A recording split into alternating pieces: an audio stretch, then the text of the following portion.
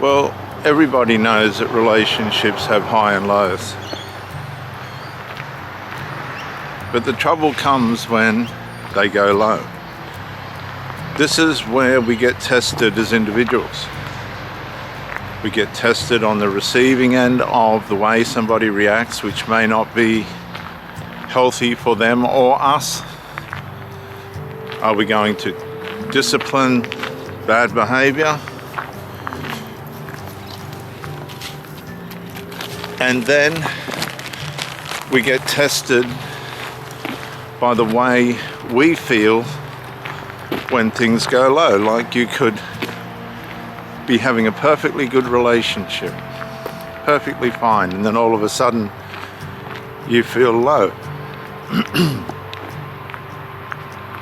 So you begin to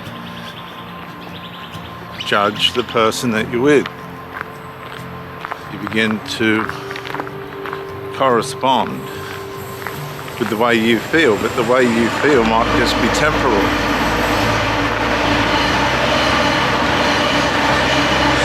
You need to have a life, a solid life, that works separate to but alongside of the relationship that you're having with somebody else, no matter how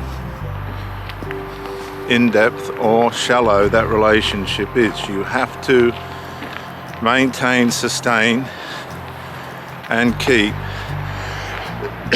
excuse me, viewers, your core identity.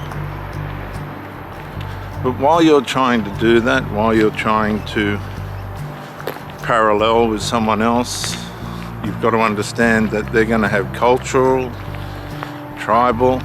Tribal's not a word we use much in the Western world, but it's a real word. It applies. Tribal differences. Some tribes are very parent-child orientated right throughout the duration of their lives. One of the interesting things that I noticed, and I don't know if many of you realise this, but in the Manchester airport arrest, the big guy elbowed his mother in the head and give her a black eye. Now they're using that black eye as a way of trying to incriminate the police. Police didn't do the black eye. So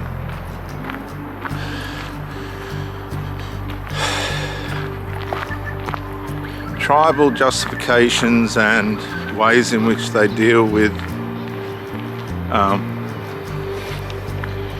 frustrations and tensions and conflicts within intertribal relationships vary.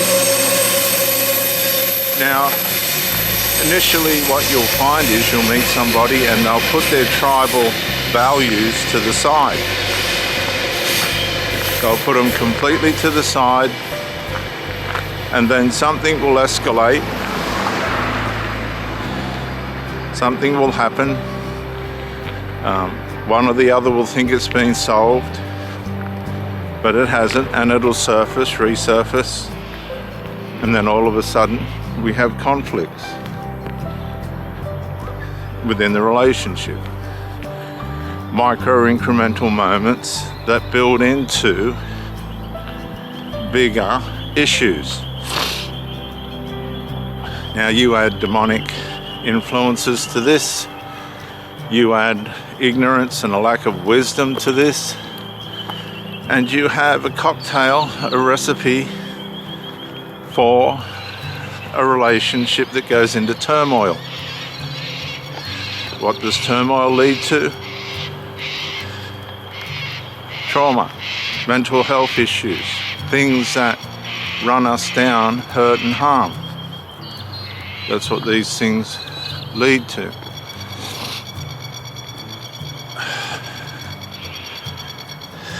So how do we get around this? You have to be honest.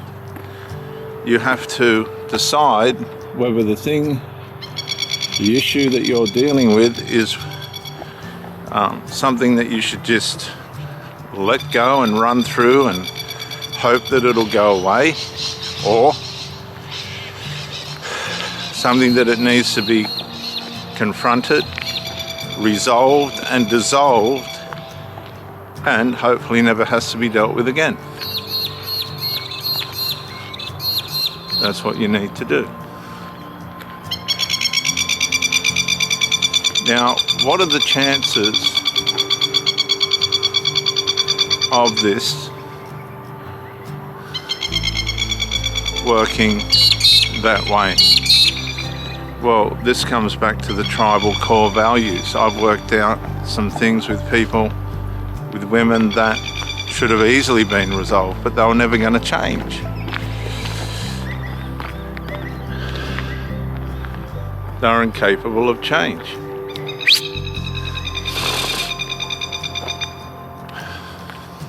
So what did that do? It left underlying tensions, underlying unresolved, which leads to aggravations, torments, right? So while you're trying to build, the foundation of the building is being undermined by the unresolved. The foundation of the relationship is being undermined by the unresolved. Now you have to ask yourself, are these issues that you are worried about at that particular time legitimate? Are they legitimate things that are going to cause a relationship to dissolve? Well, in my last relationship, it was disgruntled family members that had presupposition judgments out of their tribal beliefs about who I was. Me and her tried to get through that, but at the end of it, it was never going to work, because the conflict, the enmity of those people towards me was something that I just didn't want to live with. And therefore she paid the price for that, or probably was blessed by the relationship dissolving, because then she could return to the mercy of the way her tribe works, and I could return to the freedom of how my life works, which is away from all that illegitimate, unnecessary type of presupposed judging of people out of core beliefs that don't match the reality. See, our core beliefs can undo what our reality is. And I've seen this time and time again. I've seen people that have been on drugs that could have easily left those drugs, but used reasons, used what appeared to be legitimate reasons, victimized reasons that justified the destructive behavior, the addictions and the habits. And therefore they have decided subconsciously within their core that they're going to continue down that path, they're going to live that way until the end, and it doesn't matter what they lose as a consequence. And so you need to understand that people have deep individual and collective core values that may not work with who you are, what you're about, and where you're headed. And if you become intimately involved with these people and realize that the tribal differences are going to cause conflict, you need to resolve that that's the bottom line, that you need to get out, you need to detach, have no grievances, accept the reality, go no contact, and never go back.